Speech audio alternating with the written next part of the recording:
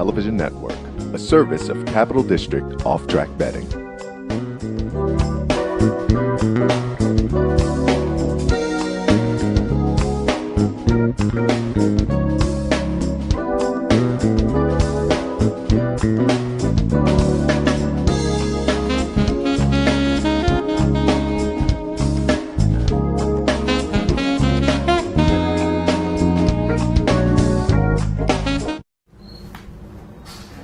Good morning and welcome to Loose on the Lead, live from the Saratoga backstretch. Seth Merrill and Steve Bick, good morning. Good morning. Day after. It is the day after, and kind of feeling the day after effects. It's that, is it the Travers hangover, or is it the cumulative effect, Seth, of 6 weeks once you get spa. to Travers, you realize you've put in the time, and we're closer to the end, much closer to the end than the beginning, as it were. Still a lot of great racing left, but for the highlight of the meet, it lived up to the billing yesterday with great stakes action, 47,000 people, great weather. I was a little bit disappointed, but I said on the handicapping show, a lot of the Travers fans just aren't real racing fans, but I wanted to stop the deluge of people after the Travers and go, wait, one of the great stories of the meet is about to go off.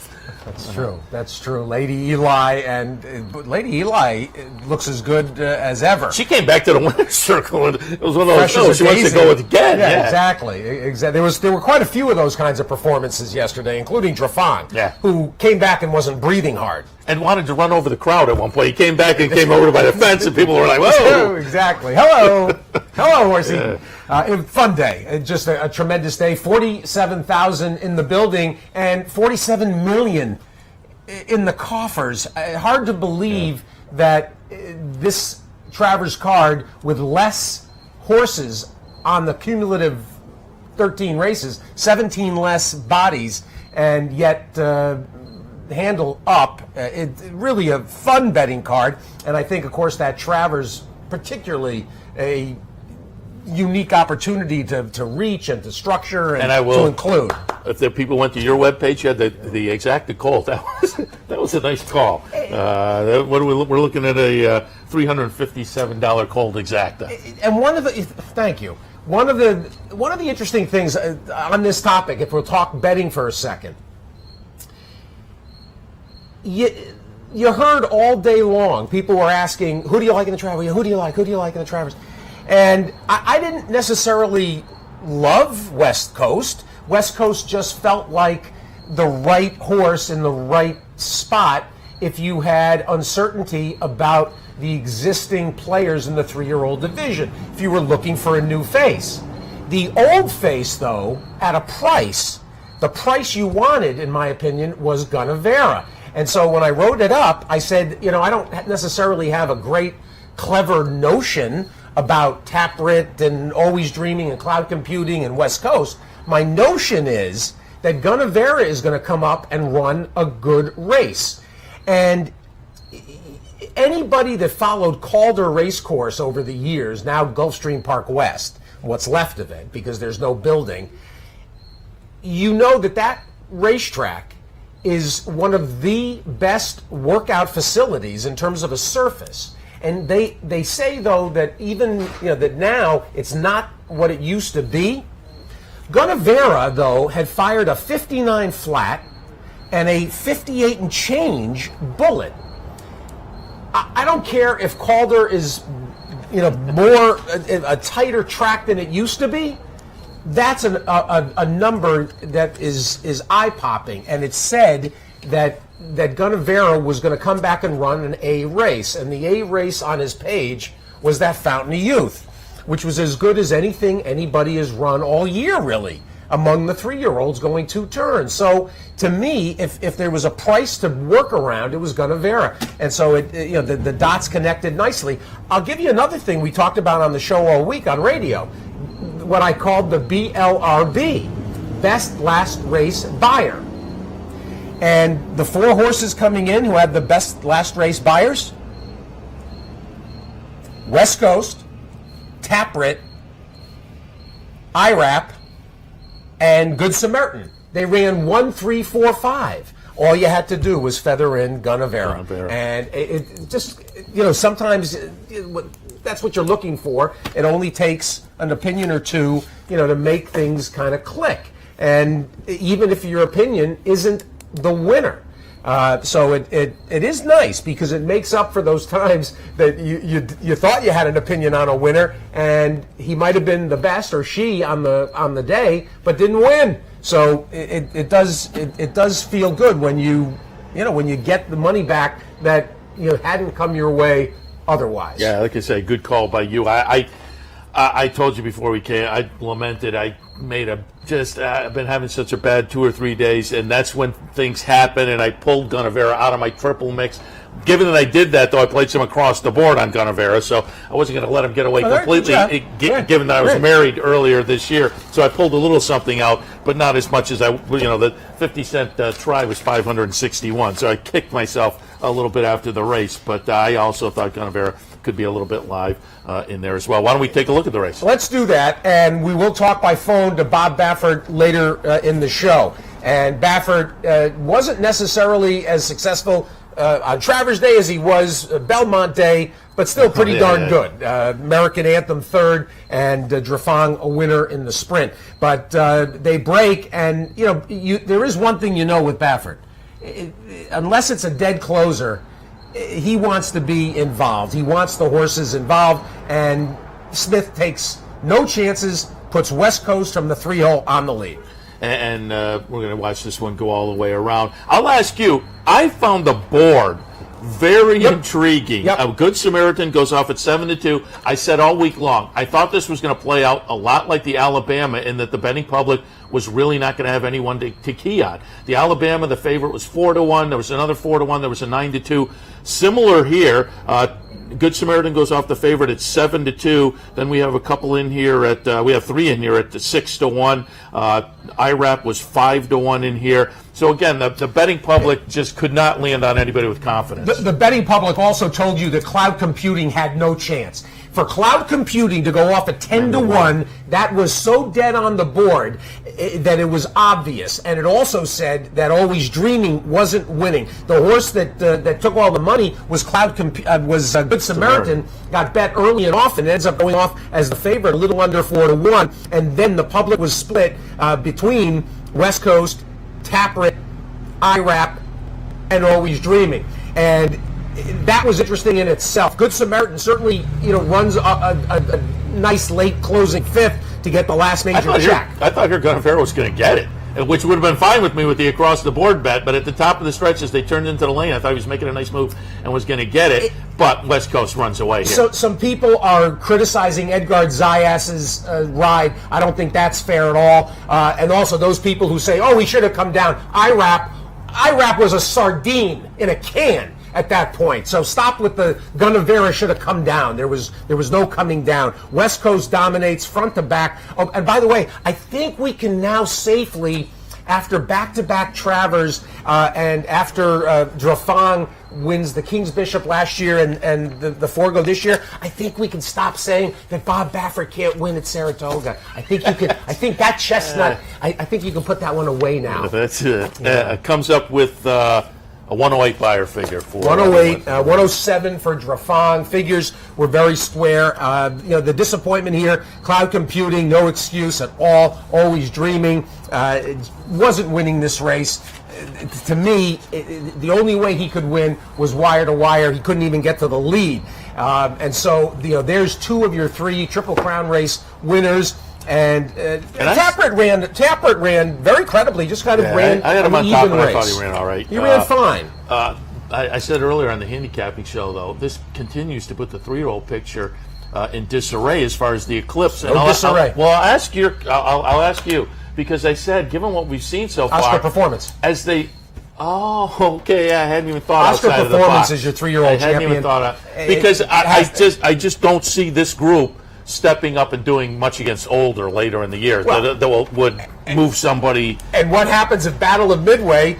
Battle of Midway goes into Pennsylvania next month and wins the Pennsylvania Derby. He won that Shared Belief yesterday in dominant fashion. And by the way, that was as juicy a 3-1 as you're ever going to see in racing. Somehow, Battle of Midway paid $8 in that field in the Shared Belief. It was beyond belief. And by the way, speaking of Del Mar, how about the New York bred Giant Expectations? I thought that Peter Urton was crazy after they won those 2 races Belmont week.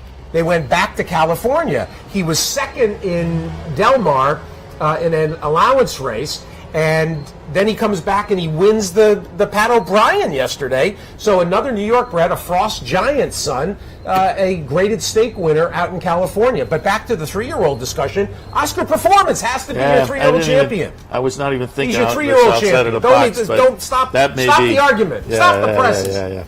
Let's go a little later on the card. I alluded to it a little bit earlier. One race after the Travers, really one of the highlights of the meet as far as stories. Lady Eli comes back for her second start at Saratoga after being on the sidelines earlier in the career with the laminitis. Horses rarely come back from that, and certainly rarely come back at the top end of the game. But boy, she looked great yesterday. You see her kind of getting free here, and she won by a sharp margin of a length and a half at 3-5. Well, and Irad Ortiz Jr., I'll say this, she seemed to be less difficult.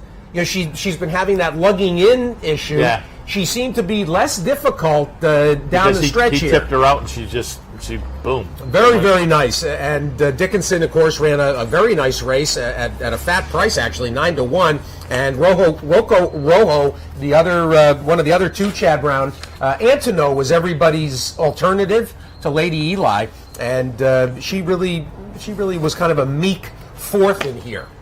Let's move on to the Sword Dancer. Sword Dancer, to me, the storyline, the disappointment of Idaho. We saw this one run 3rd to a couple of horses that came back and won at York this week, and you thought Idaho just may have that European edge. Maybe didn't like the course. Winds up 6th in the field of 7 at 7-5, but it was a nice performance by Sadler's Joy. Money multiplier underneath. Here, stop the camera if you can, or just mentally image. That's Sadler's Joy dead last with 200 yards to go. You got to be kidding me. Watch this explosion when he gets abreast of Money Multiplier, who had to jump on him. Look at this. Yeah. Eased up. Leperoux, and for Tom Albertrani, could not be happier, who had been winless coming in, had some very difficult bad luck leading up to today.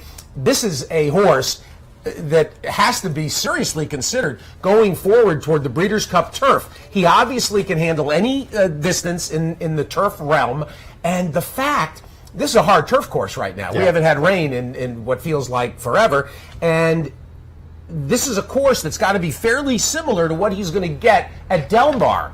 He likes it firm, and I thought this was a really, I picked him too, and this was a good result for me.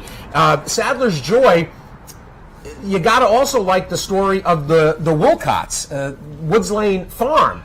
These are the people, of course, who bred Tonalist, and they now have their own Grade 1 winner, and of course a long-time stalwart on the jump circuit, on the steeplechase circuit, the Wilcotts. And also, I'm pretty sure Mr. Wilcott is the head of the Virginia Breeding and Racing Alliance. So a wonderful win for them, for Tom Albertrani, and a great ride by Leperoux, who was very patient after Sadler's Joy kind of broke in a tangle a little bit. He kind of didn't come out of the gate clean, but he made this his own private Idaho. Wah, wah. And like I'll I be here all week. I think, tip your waitress. Try the veal. It's the best in the city.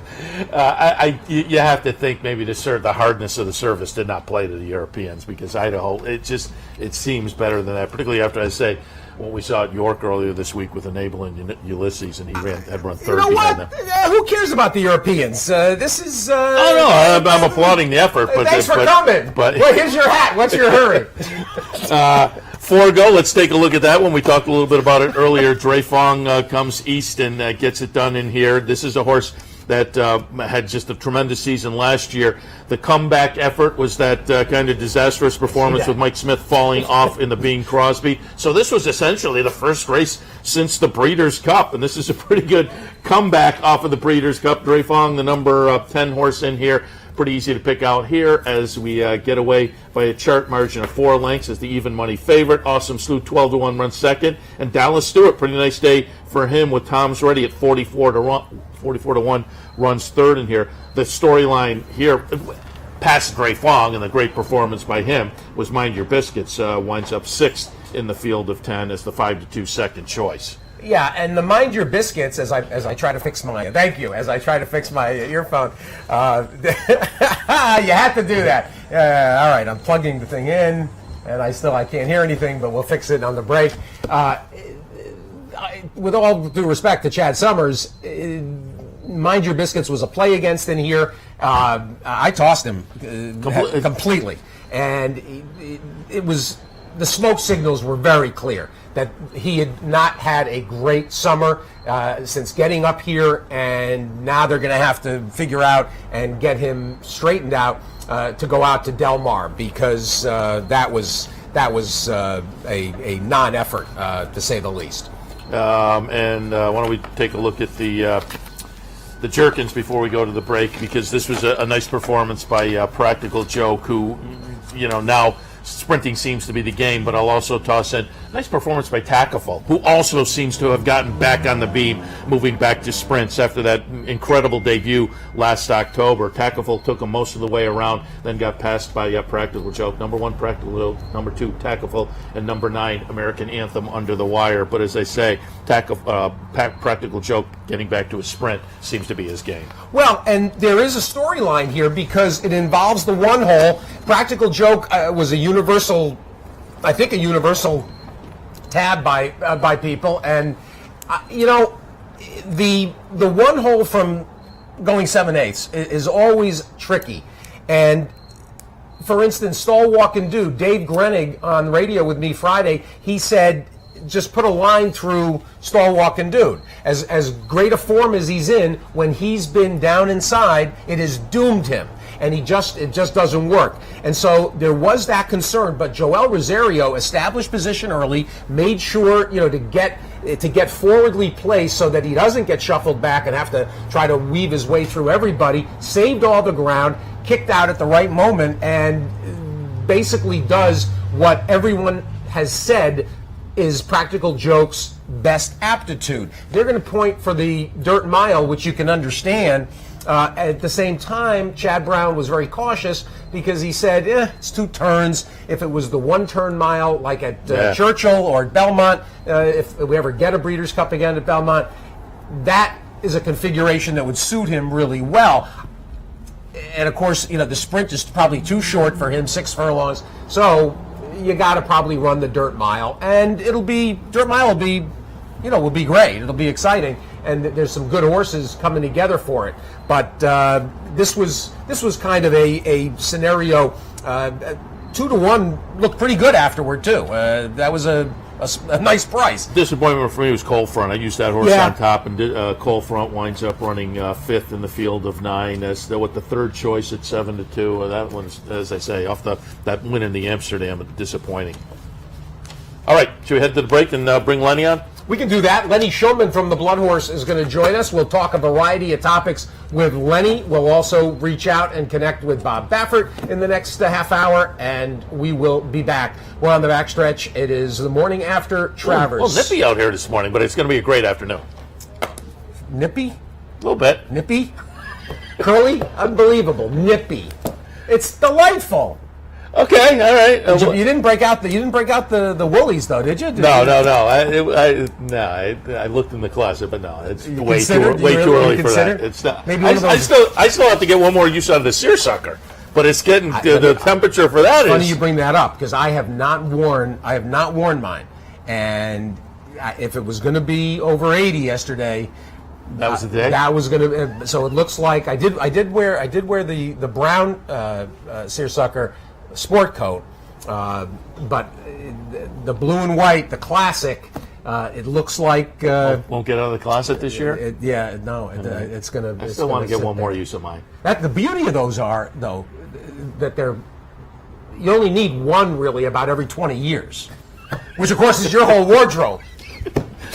Somehow I can see that coming. That was a slow-moving train.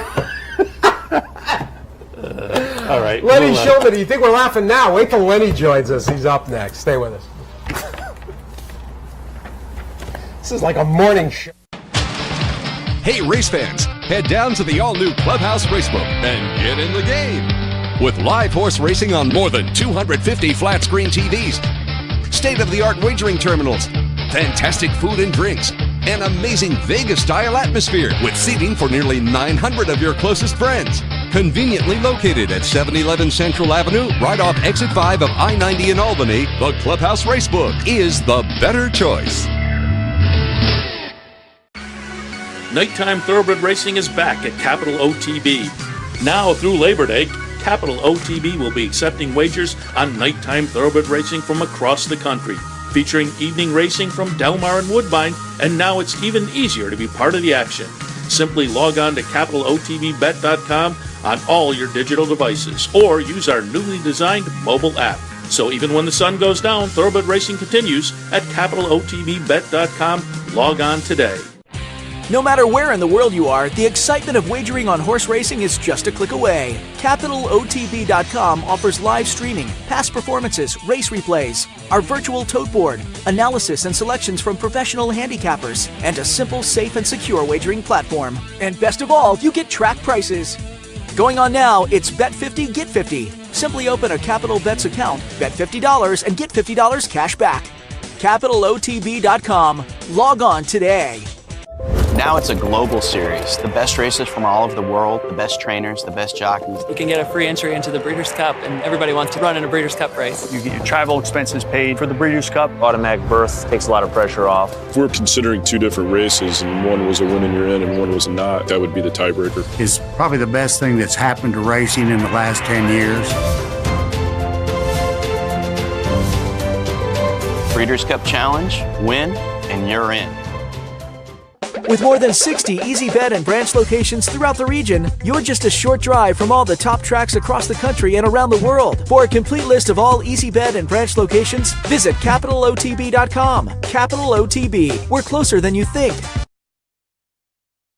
Who won? This is your camera, Steve, right here.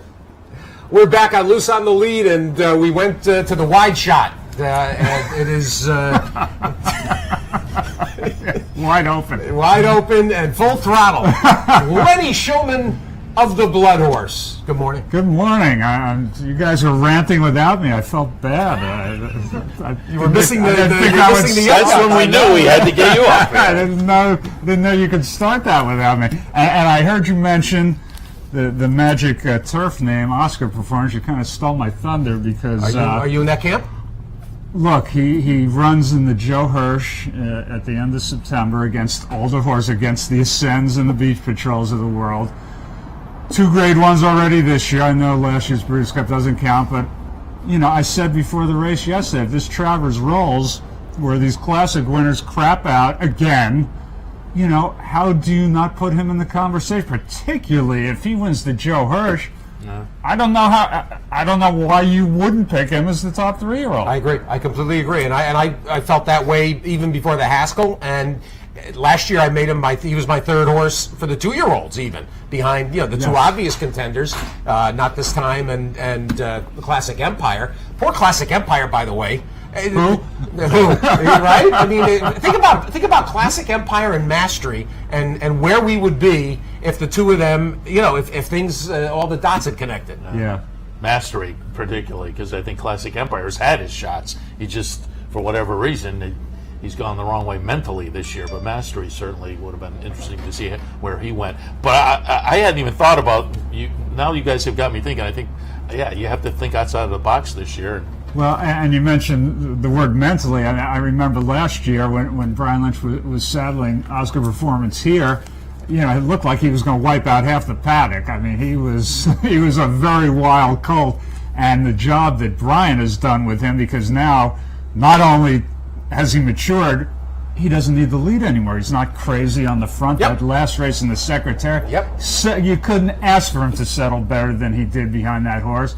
And, I don't know. I don't know what 3-year-olds you could put in front of him, particularly if he moves on in the Joe Hirsch against older horses. And that's what I said about these dirt horses. I said, it's totally up in the air right now, but what we've seen so far gives you no confidence they're going to step up and do anything against older horses. So at that point, I think you do have to think outside of the box. I don't fancy myself as a handicapper. You know that. I don't try to pass myself off. But about a month ago, I had the What's Going On column in the Blood Horse magazine, and I kind of wrote a scathing indictment of the 3-year-olds up to that point. And this was a month ago. And I picked the West Coast and IRAP to hit the exact and the Travers, and I was a 50-50 inquiry away from actually hitting it. But I think those are the two really improving horses. Yeah. You win a classic race, you certainly take on a cachet.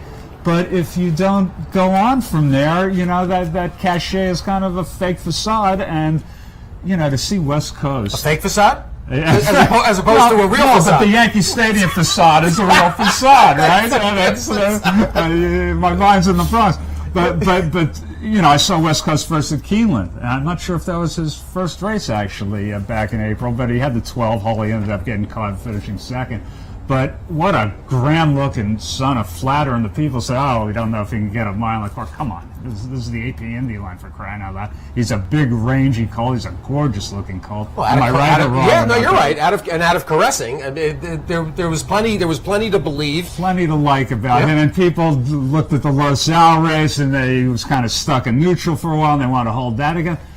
All you have to do is go back to that June race at Belmont the Easy Go. I mean, it was so obvious that he was a quality colt on the come here. And IRAP the same thing. He couldn't change leads earlier this year. He's matured a hell of a lot. I thought he actually looked like the winner there, just inside the quarter pole. Actually, he flattened out a little bit, right at the 8th pole. I mean, he obviously has got limitation. That seems to be his. That's what he wants, a mile and an eighth, which is fine. Yeah. But you're right, and looking down here, you bring up that Keeneland race, the Lexington, when he got beat ahead by Senior Investment. What would be? I'm gonna go out on a limb and guess that there hasn't been back-to-back Travers winners that debuted as 3-year-olds in history. Yeah. I mean, for Baffert to take 2 horses in sequential years that didn't debut until they were 3 and win this race, and I didn't understand the Los Al criticism, because to me, Los Al, with the longest stretch in the game, that actually to me was a positive. The way he ran and how he really kicked in late, and that's a very tight. It's a hairpin, one of those elongated paperclip layouts. And so it's not unusual for a horse to have trouble changing leads, because the turn is so awkward, and by the time they straighten, it takes a little bit longer. Then the stretch keeps going, and then they change. I thought the way he finished that last 16th at Los Al was an obvious endorsement of him as a developing horse and a major player in terms of finish. Baffert and Gary West we should talk about, because you do a lot of owner pieces in Blood Horse. Gary West is one of the most interesting owners in the game. He's a demanding owner, number one. He's a serious horse player. He wins a lot of contests and plays seriously on the NHC circuit. He, was the guy that was responsible. Everyone makes out like Rafael Bejarano chose American Freedom last year. Rafael Bejarano didn't choose American Freedom. He would have stayed with Arrogate. Gary West insisted that Rafael Bejarano ride American Freedom. And it's got to be very gratifying. West has been looking for these kinds of wins in his operation. Yeah. Well, Ben Glass is a great guy who does a lot of the buying for them. You say I do a lot of owner stories, which is true. Unfortunately, Gary West is one of the guys. Is he elusive? Yes, elusive. He's another white whale. How many white whales do you have? They're all out there. From your buddy Khalid Abdullah, who you brought up to me yesterday. I'll hook you up with him. That's good. But Gary West is a guy who just isn't interested in doing a lot of talking to the press. He's funny too, because here's an owner that has got, obviously, he's got a lot of horses in training. He's got all those horses that are standing at Hill and Dale with that program, yes. Power Broker and New Year's Day and so forth. Yep. And he on a normal day, even a fairly big day, he'll show up at the racetrack in jeans and a sweatshirt, and you wouldn't know that he was, that he was an owner responsible for a $425,000 purchase. Yeah, between him and Seth Klarman winning yesterday, you could have done those interviews in a phone booth. I wouldn't want to have been covering those races yesterday to get owners' quotes. I'll put it that way, because he's another one that's extremely private. But I know you're going to be talking to him, but you can't mention these races the last year without thinking about what Bob Baffert has done last Travers Day, this Travers Day, and that Belmont Stakes Day in between. I don't have any stats on this, but besides Pletcher and Brown, is there another trainer who's won more Grade 1s in New York over the last year than Bob Baffert? That's a fair question. I don't know. I do not know the answer to that. That's interesting. Easy enough to find. But Indian Charlie did a great thing yesterday where he said that Bob Baffert has won 91 Grade 1s from his couch, and now it's 93 Grade 1s from his couch. So that's true. Dreyfus, I know you were talking about him before, and the Mind Your Biscuits trainer was like, we're coming to get him. We're going to avenge what he did to us last year. And that performance yesterday, nobody's avenging anything with this horse. I mean, that is to win what was it, the King's Bishop still last year? I think it still was called the King's Bishop. And to come back and win the Forego like he wanted yesterday, wow. And Mrs. Chu, I think, has stopped crying. I think there's a chance. She speaks more English than the other two owners we just mentioned. I think. It's too bad that it wasn't the Alan Jerkins last year, because of course they're big criers, so she would have fit right in. Susan Chu, I rarely have seen her not crying. Last year for the King's Bishop, she came into the Horsemen's Relations office. She was crying picking up her tickets for the King's Bishop. When she loses, she laughs, but nobody's seen it yet. That's the problem. Great performances. I mean, Bob, my God. My God, when's he going to move here? We got to ask him that question. Well, we'll talk to him in a little bit. What about the end of the day, Lady Eli? I mean, again, I said after the Travers, I walked out to the paddock, and I wanted to stop the throngs of people who clearly are occasional fans and go, wait, there's a great story that's still about to happen. And she's just an incredible racing story. Yeah, how about that? I mean, I know Chad Brown's not trying to get her beat, but to do a last-minute turnaround dance with not wanting to run, and then all of a sudden, I think it was Wednesday of this week, he informed the owners that, hey, we're going in here.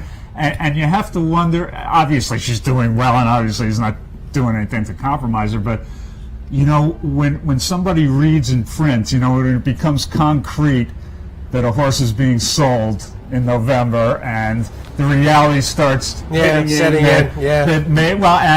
They may sell her privately to somebody who keeps her in training. That's not without possibility. But when a trainer starts to see those days numbered, you wonder if they don't lean toward trying to get one more race than maybe planned into them. Yeah, and it worked out well yesterday. That certainly didn't look like a last-minute decision. Again, she put a nice exclamation point on what was a great day. Yeah, obviously she was doing well, but you have to think back to Secretariat and Seattle Slew. And, when Penny Chenery was getting ready to retire Secretariat, they try to shoehorn a bunch of races, and she admitted many decades later that, hey, I messed up. I shouldn't have been doing that. Was the turf race his last race? It was. The Canadian International. At Woodbine, yeah. But they had run him a couple of times when, he wasn't training amply. They had pointed him to the turf and then decided to run him in the mud instead, and River Ridge was supposed to run. They scratched River Ridge and Secretariat. So, but kudos to getting another one in for Lady. I don't know any horse that people look forward to seeing more at this point than Lady Eli running. So. Well, maybe Songbird. And let's actually pick up 2 races that we haven't talked about. The 2 will stay with the filly and mare theme. And, of course, the Songbird versus Forever Unbridled story. Here's another ownership saga when we talk about Charlie Fipke and Rick Porter. And Charlie Fipke on hand, and he's a fun interview. He's great. He is absolutely great. For people who don't know, Charles Fipke is a diamond hunter. Traveled all over the world, beat malaria, beat a million tropical diseases. He was on death's door, and hit the mother lode somewhere in northern Canada where he had to camp out for 4 years drilling for diamonds. But he's a very wealthy man and runs a terrific stable of horses, and there's no more honest mare than this one here. And I must say, it was so great to see Rick Porter here also yesterday, having overcome a lot of health issues, and it was great seeing Mr. Porter here. Unfortunately, he ultimately was disappointed, but I don't know, how good is Songbird at this point? Well, she's good. She's in the mix with the other fillies and mares. I mean, what I gotta say, I have never had particular, abundance of affection, and I don't have any abundance of disdain. I'm mystified by how divisive she has been. It's very strange. It's just 2 friends of yours, actually, not out there. I think she's a really beloved horse. Well, but yeah, when you say she's among the best, unfortunately, that's a couple of steps down from what she has been for 2 years. But. Not if you have a reason. To me, and I've had this discussion extensively in terms of reasonable evaluation of horses at the various points of their career. She doesn't have to be 14-0, and it's no knock that she's 13-2. She cumulatively has been terrific. She was great at 2. She's been great at 3, and she's very solid as a 4-year-old. I don't know what the demand is that she be perfect. No, I don't get that. No, not perfect, but when you saw the fractions that she was setting and doing it very easily with no heat at all yesterday, I mean, you would absolutely think she was going to win that race yesterday. Well, 98 buyer for her and for the winner, and that's what she is. This is. Using numbers are valuable in these discussions. She's no better or worse than she was in the Del Cap or in the Ogden Phipps. Right, which were probably her 2 worst races of her career up to that point. Her best race, she got beat. Well, yeah. She got beat by Beholder in the distaff, and that's her best race. Nobody was going to take anything away from her for losing. Exactly. However, this year, the race at Belmont, okay, his first race back, you could say, okay, she's just tuning up the Delaware. When you start having to make excuses for horses that were absolute superstars over several years, it's just a little bit different. To me, she was a superstar in the. I mean, I guess you could fold Arrogate into this discussion too. You only get a read on what horses are and how they fit in the broader pantheon when they lose. You don't learn anything about them when they win and beat tomato cans on a regular basis. I mean, don't forget, you want to talk about that Ogden Phipps. She beat Paid Up Subscriber, and everybody said, oh, she barely beat Paid Up Subscriber, who then turned around and won by 32 lengths. So it's so easy. And then the Del Cap, 1.25 miles, which is probably beyond her scope. Yep. And the horse that extended her in the Del Cap turned around and was a good third in that race at Thistledown the other day, behind Money's on Charlotte. I believe I missed that race at Thistledown. But I think he's making your argument all of a sudden. No, my point is, at 2, there was nobody close to her in her class. Okay. At 3, there was nobody close to her in her class. Beholder was an older mare when she beat her. Now there seem to be other fillies that are right with her. And that happens. It does happen. She's a superstar, and you want to see these superstars go out on top. You know, you don't want to see Mickey Mantle hit 214, playing first base the last season. You want to see them go out. Willie Mays dropping fly balls with that stupid Mets uniform on. Joe Namath playing for the LA Rams. Joe Namath playing for the LA Rams. We'll move on. Congratulations to Dallas Stewart, who's had a very good meetup here very quietly. And, kudos to him. He does a great job. Spectacular film. Not to take away from a grade 1, the ballerina, but this was bizarre what went on here. I mean, we knew there was very little pace signed on, but this was amazing. Very strange. Which race was that? By the Moon. Yes. And happy for Samantha Siegel, another great Fantastic. And this horse runs well in New York, at Belmont and here. Samantha's fantastic for this game, always has been, always seems to have a great filly, and she's just as game as could be. I mean, they ain't getting by her. No, and Karina Mia looked like she had dead aim on these leaders. How about Highway Star, Rodrigo Rubillo? Great job with the New York bred. And through the wire, Michelle Nevin deserves some credit here, too. She lost paid-up subscriber to the private purchase. She had to watch as paid-up subscriber reels off 3 wins for Chad Brown and Judmont. But here is the mare that also delivered, you may forget about this. This was Michelle Nevin's first grade 1 winner in the Frizette 3 years ago. That's right. So congratulations She's been around to Samantha. forever, this horse. Yeah, it really feels like it. And always runs well in New York. So great for Samantha. I mean, she's such a quality person and a great owner, and people follow her on Facebook.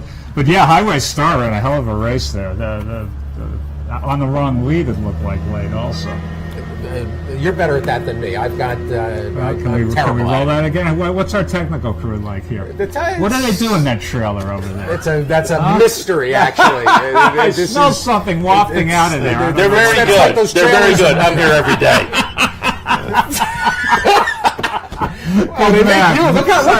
They make Seth look good. Yeah, they don't shoot under the table at the shorts. So Seth has to compliment them whenever possible. Knobby knees. We should probably take a break here. We'll reset. We're going to get a hold of Baffert, and we also, yes. Is he awake?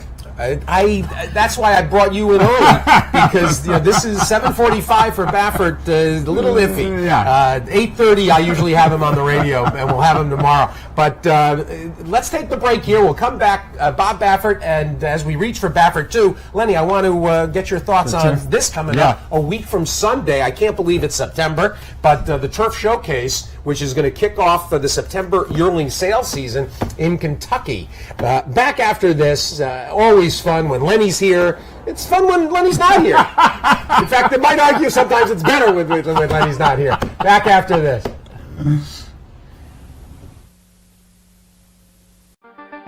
What if there was a way to become a better horse player, to have a better knowledge of the game, to be more successful? What if there were a way to take what you've learned, what you know, and make better decisions, better choices, to know how to connect the dots? In horse racing, knowledge is a powerful tool, but not the only tool. Race results and replays, past performances and live streaming, wagering from all your digital devices.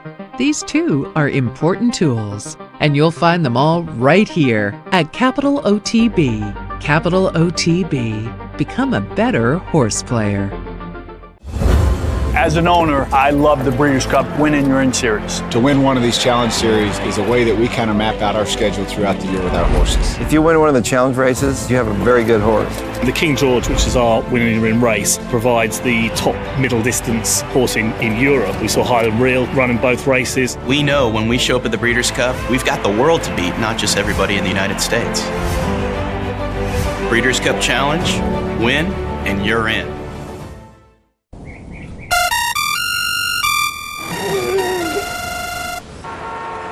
Come on! I want sales reports on my desk by Monday. Whoops. My bad. Love racing? RTN brings you every live simulcast on your home television, plus live video streaming and race replays on your PC and mobile devices. To order, visit rtn.tv. RTN, a breed apart. Conquistador Cielo puts ahead in front. Aloma's Ruler on the outside is second. And Runaway Groom from Canada moves up. Runaway Groom alongside the inner two. Those three to the wire. Runaway Groom, Aloma's Ruler, Conquistador Cielo, Runaway Groom in front.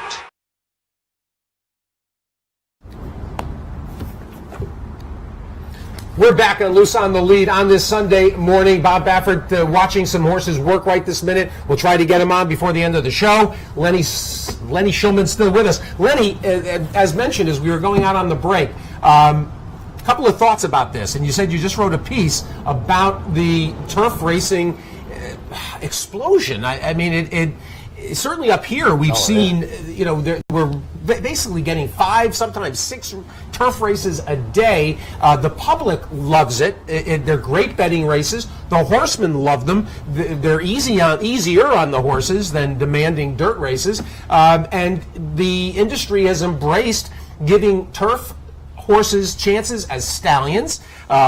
English Channel and, of course, Ken Ramsey single-handedly built Kitten's Joy into a commodity. Then you look at Point of Entry and Einstein and the Data Link and on and on. Ironicus. The American, the one that Winstar has. No.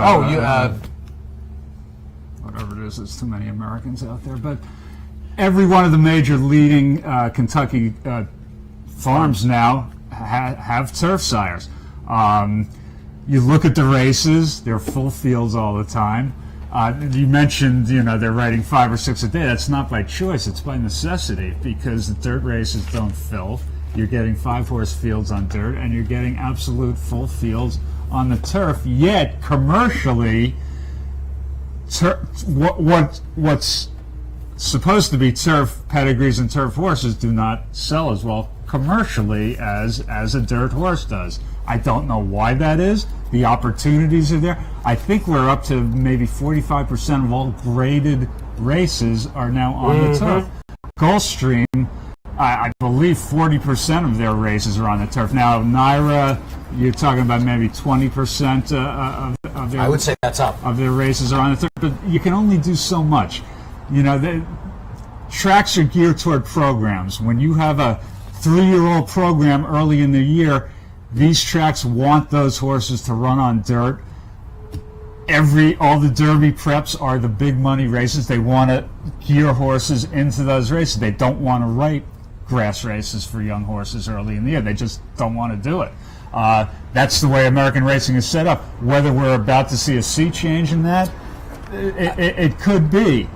To me, the argument can be made already that change occurred, and there were a few things that actually sped it along. And anybody that listens to me on radio knows that I try to point out any number of positive things the industry does, and things that were initiatives that have turned into successes.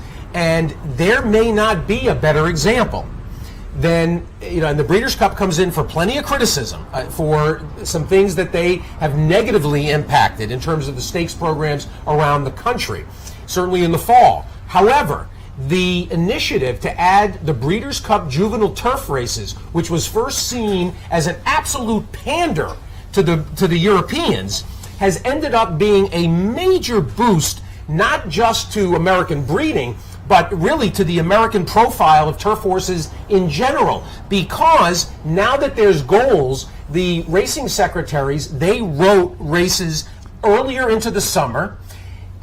Trainers and outfits, instead of trying to force their horses onto dirt programs, thinking that, we've got a Derby horse, the ones that showed themselves to be turf horses early, they have a path now to establish themselves, the Oscar performances of the world. Well, and you mentioned the juvenile and the juvenile fillies turf. Look at the way that form held up last year. Absolutely. The 2 winners were Oscar Performance and New Money Honey, who both came back to win the Belmont Derby and the Belmont Oaks.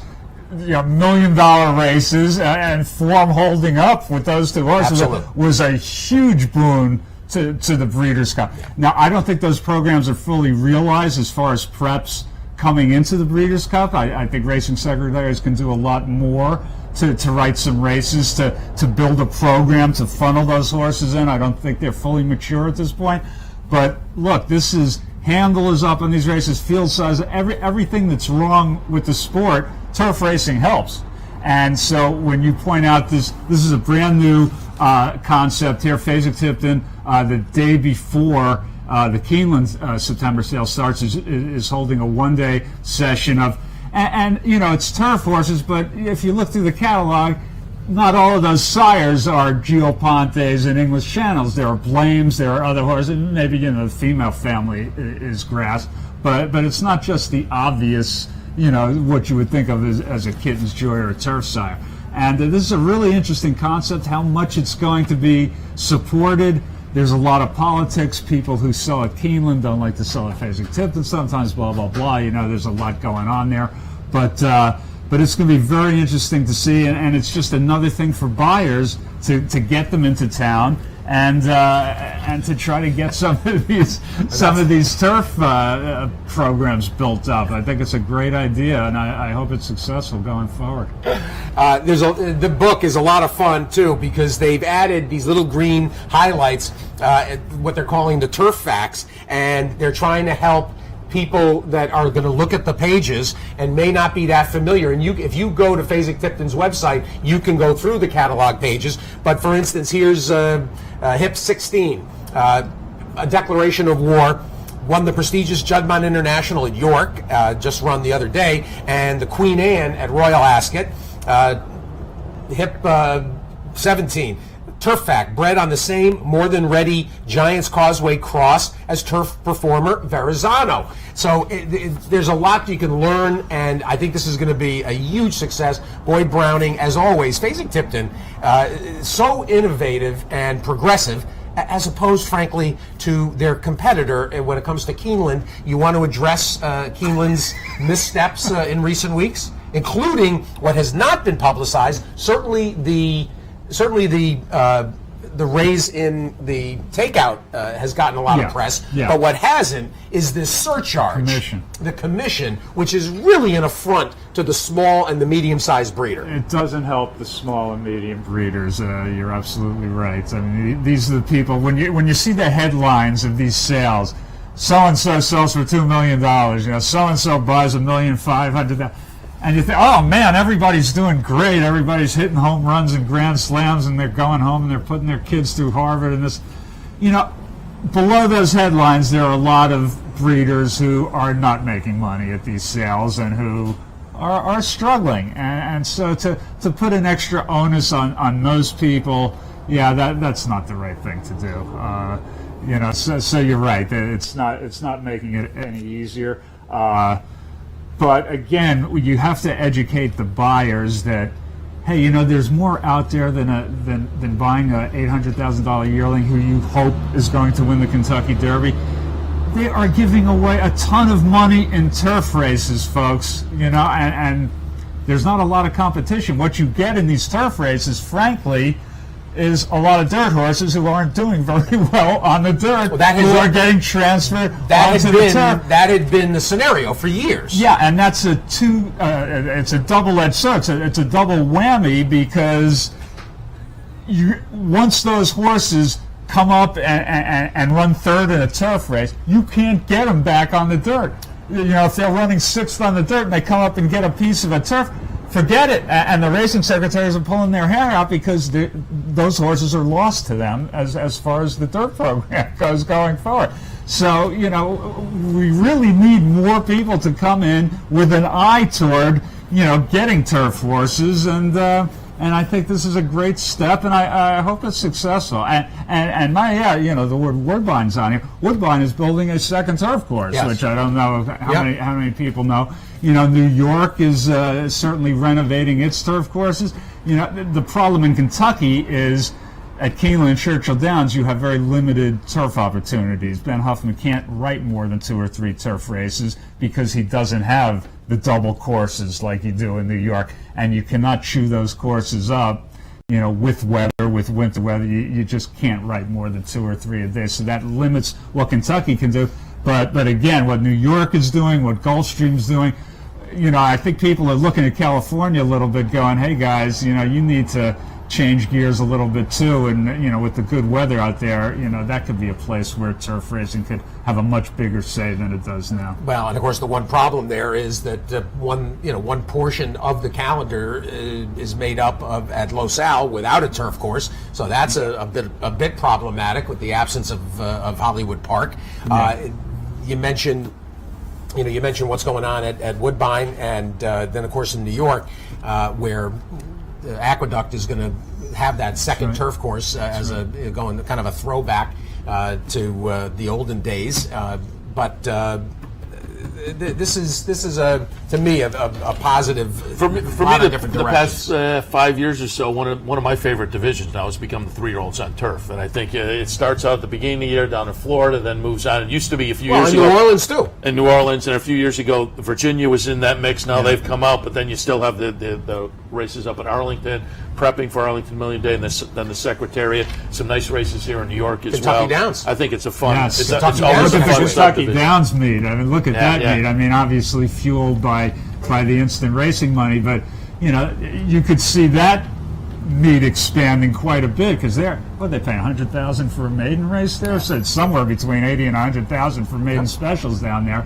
It's a hugely successful meet. Huge fields in every race down there. It's only a week or so? Five cards over 2 weeks, over 17 days. And you could see that if Churchill would loosen its grip on the world, you could see that meet expanding. Well, Corey Johnson and team very much. They'd like to get some more days. And the Jugmonts of the world are racing at that. This isn't Podunk. It's a little away from everybody, but you've got major operations racing down there. And frankly, they're saving their young horses. They're not running them here. They're saving them to start off on the turf. Absolutely. And it all feeds in Ohio, Indiana, Kentucky, Illinois. They'll all, and of course New York outfits that have stations in Kentucky. And then there's guys like Ben Colebrook and types that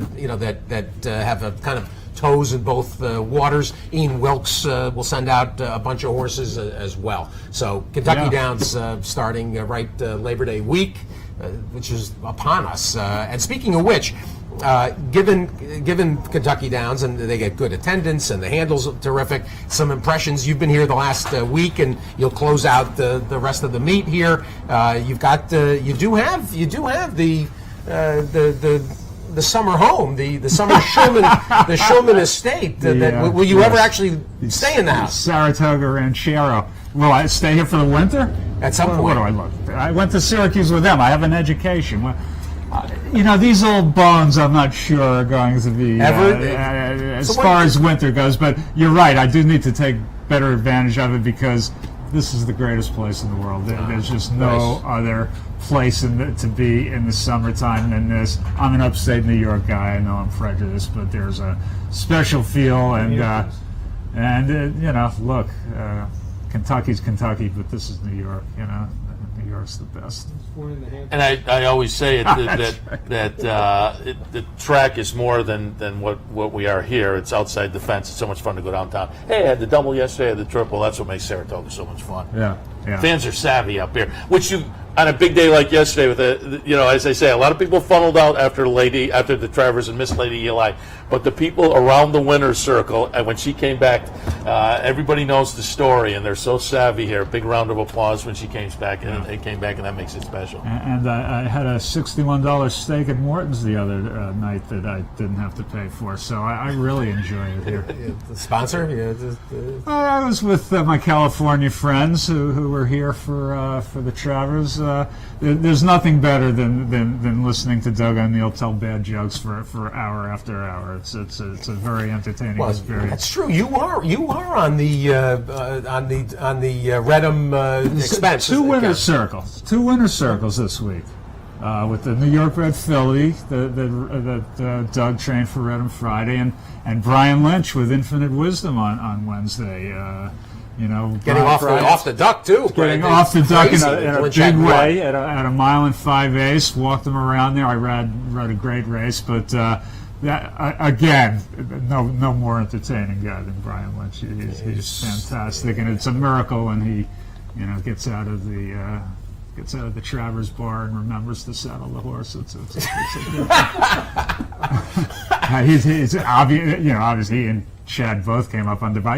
Look at that. Wayne Lucas gets all the publicity for the great stable of trainers that he produced, but that Bobby Frankel barn is starting to expand out into it also, with Chad Brown and Brian Lynch controlling an awful lot of the turf racing on the East Coast these days. So it's great to. And the it's funny because the Ammermans were with Bobby, very much so, and they share Lynch and Chad Brown, and they did have that 3-5 India win that allowance race, and that's a horse that they bought privately, which I found kind of interesting that they would buy a pre-existing runner, given they breed and they buy, and so for them to go out and buy a ready-made horse, I thought was interesting. Yeah, he's an honest Jerry horse, Ammerman. that one. That's good. Well, the great story that the what's her name, divine actress, is that the damn sure. Oscar nominated, of course, is the older full brother of Oscar Performance, and the Ammermans bred three times. They sent her 3 times to Kitten's Joy, and the first one was Oscar nominated, and it got off to a problem. She ran a couple of bad races, and Bill Mott decided to drop him in for 80, and John Emmer called Bill Mott, goes, Bill, we kind of like this horse, we don't want. Bill's like, we won't lose him, don't worry about it. So who claims Oscar nominated? Ken Ramsey. Who pocketed the $300,000 in stud fees, and turns around and wins the Spiral with Oscar nominated. That's right. And Ken's great. Always sees the positive side. Goes, I made them more valuable for them. But of course, Jerry wasn't amused. From what I understand. I'm sure John or Jerry definitely weren't amused, but they did get the last laugh because younger brother Oscar Performance has eclipsed Oscar nominated now, so all's well that ends well for them. But the Ammermans, they're such great people. They've been around for so long, and like you said with Bobby, I mean they Happy and You Know It came right off the plane from New Zealand or Australia when it grade 1. They had Siphonic. They had so many good horses through the Adoration, who won the Distaff at 31-1. That's right. Beating Sightseek that day. So they're great people, and it's fantastic that they have this horse now. Bob, where are you? Yeah, we're listening in. We're waiting, trying to catch him here before we wrap. Lenny, the fall, upon us. We get to Travers Day, and this morning is always has a certain there's a certain bittersweet element to this. A melancholy, exactly. And the vibe at the track is different this week going forward than. But it's nice. There's a lot of people that love the Labor Day week that come for this. Yeah. The more subdued atmosphere. Yeah, and through Saul Koopman, apparently I have a chance to meet Matt Kuchar on Wednesday, which I am very excited about, and I'm not being sarcastic. Fantastic golfer, just looks like he's having fun all the time, and like everybody else in the world, a good buddy of Saul Koopman. So Saul is going to. Oh, apparently, look at this face. No. Let's not do it. Did Saul buy into him too? Does he own a piece of that? He owns the irons. He owns the woods. Matt still has half share of. Saul owns the irons and a putter, I think. I'm not sure. But no, they're good buddies, and apparently he's come up here the last few years. They're in Old Westbury, right across from my old haunting grounds in Westbury, but the golf tour's in Old Westbury, so I guess Matt's coming up. And may I add, one of my great excitements this year was meeting the great Jim Cott several times in the paddock. He's a terrifically nice guy. He's a regular. Fantastic guy. Nice guy. And one of the greatest, probably the greatest pitcher not to be in the Hall of Fame, I would think. Just a 20-year career, at least a 20-year career. Fantastic broadcaster of baseball, and a swell guy and a horse owner as well. So it's great to meet some of the athletes from other sports and get them involved in horse racing. So big thrills everywhere this week. Well, including sitting here. Well, with Lenny, Seth. we are,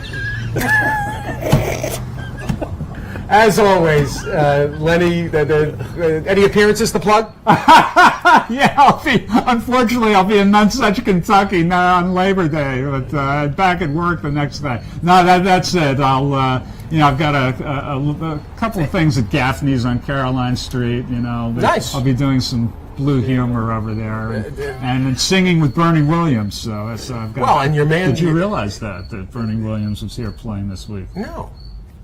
He's at Gaffney's. How about that? Several other places. Yes. And your man Dice. Big upswing. Big upswing, and he is. I don't know if you know this. He just finished shooting the remake of A Star Is Born. Was it the 17th remake of A Star Is Born? Yeah. Lady Gaga. Lady Gaga starring as the and he's playing Lady Gaga's father. Interesting. So there you go. How about Jewish? I don't know. Andrew Dice Clay in A Star Is Born. I hadn't read about that one. Yeah. Well, for those that don't know, Lenny's responsible for his career, for Dice's career. You wrote, right? You wrote. That's an overstatement, but no, we worked together for a decade. Yeah, I was there for the first uprising, and then the first downfall. Well, I think we're striking out, huh? We had no answer. No? All right. Well, we feel badly, but you can catch Baffert with me tomorrow on the radio at 11:30. All right. So we'll wrap things up for this edition of Loose on the Lead. Thanks to Lenny Shulman for stopping by. I always appreciate the visit. Great to not be wearing a sport jacket in between you two. You're wearing the same shirt you wore yesterday, so it wasn't a problem.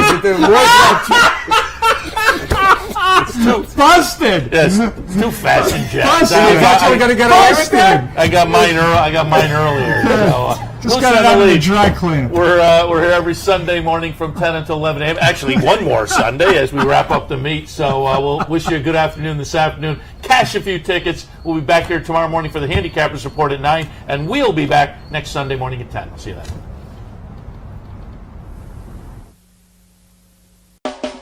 You're watching OTB TV, a service of Capital Off Track Betting.